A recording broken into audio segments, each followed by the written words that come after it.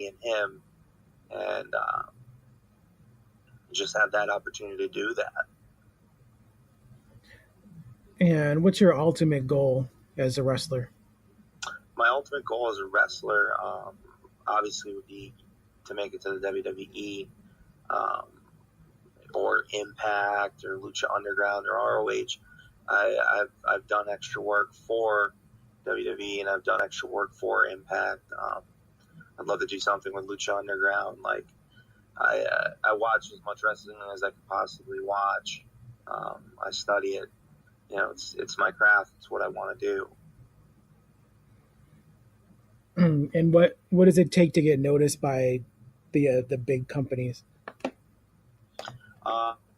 I mean, that's the key. Like, figuring that out. I really think it's, getting your following out there, doing things like this, doing a podcast, getting your reach out there more. The more and more people see you, the more and more they're going to hear about you.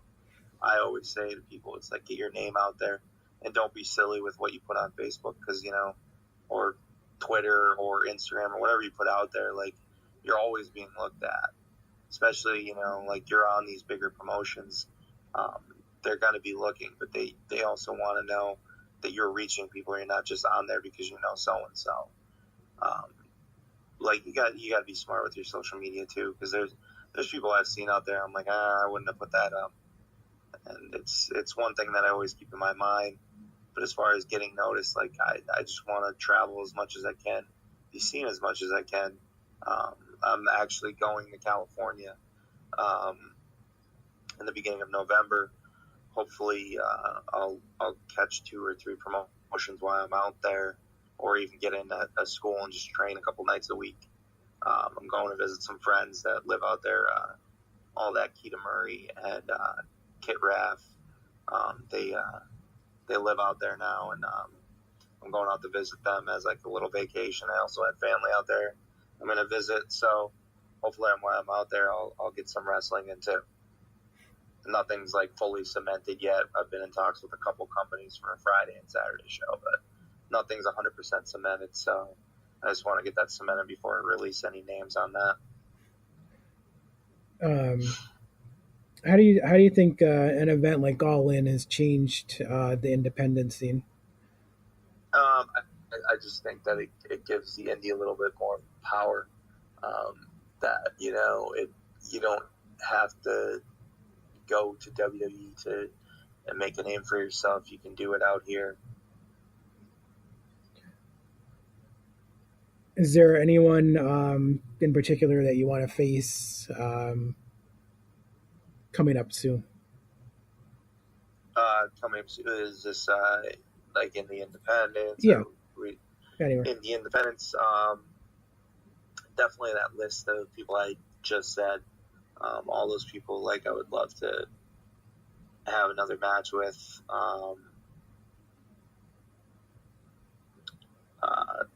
I did a skit while I was at Impact with Stone Rockwell. I'm hoping that he's in talks with PPW now. Hopefully that happens, and that'll be a cool experience to have at Impact. The fans of Hazleton would love to see somebody from Impact come in and wrestle a PPW guy. Like, I consider myself, like, that's my home, so I would love to have him come in there and we can work the match from the skit that we had at Impact. And coming out of recent events, Bully Ray is now the PPW champion? Yeah, Bully Ray is now the PPW champion. He actually, so Sean Carr won the Scramble, and we had a cash-in that night. Evander James cashed in on Sean Carr, defeated Sean Carr, and then Mike Orlando is our GM. So Mike Orlando came out and, let Evander James know that now his match with Bully Ray at the end of the night is going to be for the World Heavyweight Championship in that hardcore match. And Mikey Whipwreck actually was a referee for that match. And Bully came out on top of Evander, and now is the new PPW heavyweight champion. Will you challenge Bully Ray for the championship? I would love to. I'm hoping there's a number one contender spot, and maybe Mike Orlando will give me a chance at that. I mean, heck, I'd love to face Mike Orlando when he finally, when his knee is well enough that he could be in the ring. There's somebody that is on the indies that has worked everywhere that I would love to just, we've been on a lot of the same shows together, just we've never been across the ring from each other. Let's see. So Johnny Moran, here in Central New York, we'll be happy to see you back here on the 29th at the Westmoreland Rec Center for the Dynasty's Table for Two. Do you have any final thoughts for the listeners? Yeah, I train at the PPW Underdog School, so I just want to quick plug them and let everyone know if you're near the Hazleton area and you want to come down and train, please reach out, to the Underdogs page on Facebook. You can also reach out on Twitter. I don't think we have an Instagram yet, but if you reach out to it's Anthony McKeegan on Facebook, Twitter, any of those, he will get in contact with you. He's the one that runs the school.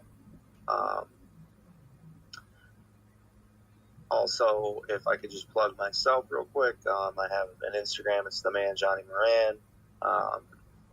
My Facebook like page is the man Johnny Moran, and my Twitter is Johnny Moran _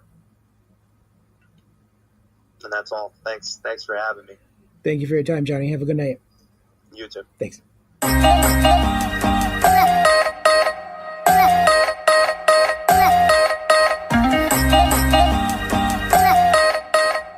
There you have it, guys. Johnny the Man Moran. It was nice talking to him. He's a very good guy and a very good wrestler and one to watch coming out in the future. I just got word that the Dynasty Table for Two event is going to be having a venue change. So it's no longer going to be at the Borza's Rec Center in Westmoreland. It's going to be the same night, but they haven't quite announced the new location yet. So, guys, make sure you're paying attention to the Dynasty fan page on Facebook, where they'll announce the new venue. According to Chris Envy, I believe it's going to be in the same vicinity, like around Westmoreland, Rome, that area. So make sure you pay attention to the Dynasty page for the latest updates on the venue change. There's also a lot of events coming up in the next couple of weeks right here in Central New York that have fans excited. There is Potsdam Comic-Con coming up the weekend of the 20th, 29th, I believe the 30th. I might be wrong on the date. It might be just the 29th and the 30th. But you can look up that on the Facebook Potsdam Comic-Con page. They are having an ECW Originals reunion. It includes Shane Douglas, The Sandman, New Jack. They originally had Sabu advertised, but he pulled out due to scheduling conflicts. And at one time, I believe they were also advertising the Patriot Del Wilkes. I'm not sure if he's still confirmed, but I know they've confirmed the ECW Originals reunion with Shane, Sandman, and New Jack, and there might be somebody I'm forgetting, but check out the Potsdam Comic-Con Facebook page for all those details and ticket information. Coming up on October the 6th in Liverpool at Sharky's, Jake the Snake Roberts is going to be there with his one-man show. I hear it's part comedy. He goes over his career, talks about his career, and takes questions and answers. So that should be a pretty interesting night. Jake the Snake Roberts is one of those guys that can just captivate a crowd. So I'm hoping to be there myself. Hope to see some of you fans there. Maybe I can hopefully get Jake the Snake to talk to us on the podcast a little bit. Hint, hint to his promoters. Hope that can come about. And also, there's two new companies in the area. One is Atlantic Championship Wrestling, and they're having their first show on Saturday, October 13th at the Pine Street Arena, and that's also in Potsdam. They're going to be having an 8-man tournament for the first ACW champion. And there's also going to be some kind of championship match for their women's division, which they are calling the Diamonds division. So that'll be their first card, and you don't want to miss it. I mean, a new company starting from their first card, it's a good way to get to know the wrestlers, get to know what they're about. So check it out. That same day in the Utica area, in Whitesboro, New York Championship Wrestling is also making their debut with their first card called Day One. It's going to be held at the Accelerate Sports Complex on Judd Road in Whitesboro. It's another new company. I imagine they're going to start the night with a championship tournament of some kind to crown their first champion. So two very interesting things going on. Also, that huge show with Jake the Snake Roberts at Sharky's in Liverpool. A lot of good things to check out in Central New York. So get out there and check them out. Now, guys, we're going to get into our huge interview with legendary Paul Roma. He got his start in the WWF, made his debut in Poughkeepsie, and then he started teaming with Jim Powers as part of the Young Stallions tag team. That tag team kind of filtered out, and then he became a tag team with Hercules as Power and Glory after a brief singles run. And then he left WWF and went to WCW and became part of the Four Horsemen. And he won tag team gold with Arn Anderson. So, I mean, his career spanned both companies in the 80s and 90s. He was a household name. Maybe not so much now. He might not be remembered by some of the younger fans. But now he is training younger talent as part of Paradise Alley Pro Wrestling. And he is also a New England Wrestling Hall of Famer. So we're going to get right into this interview with Paul Roma. I'm very honored that he was our guest for this show. Go ahead and have a listen, and then we'll discuss.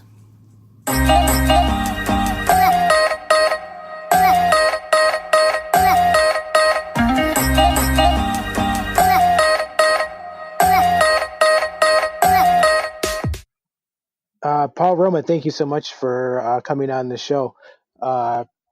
What's going on in your world? What's going on in my world? Let's see. I'm Booker. Let's see. Storyline writer for PAPW, Paradise Alley Professional Wrestling. Got a great old school theme. Kind of what everybody likes to see when they go to a wrestling show from back in the day. Try to stay away from all this, garbage that they have now where, the matches make no sense. They just go out there and do things. You know what I mean? Exactly. It's not like the WWF back in your day. Yeah. I mean, it's changed. It's changed a lot. So we got a good following. Why do you think the business has changed so much? What's changed about it? I think it was one of Vince's dreams. Speaking with him back in the day, he said, I always looked at running a pay-per-view, one pay-per-view in a month. And we thought that was kind of crazy when he said it to us, but that's what he's doing. So he made it happen. And why did you want Paradise Alley to have a feel like an old school feel more than a high tech feel to it? Well, it's what brought everything to where it is today. And sometimes you shouldn't try and elaborate on what really worked.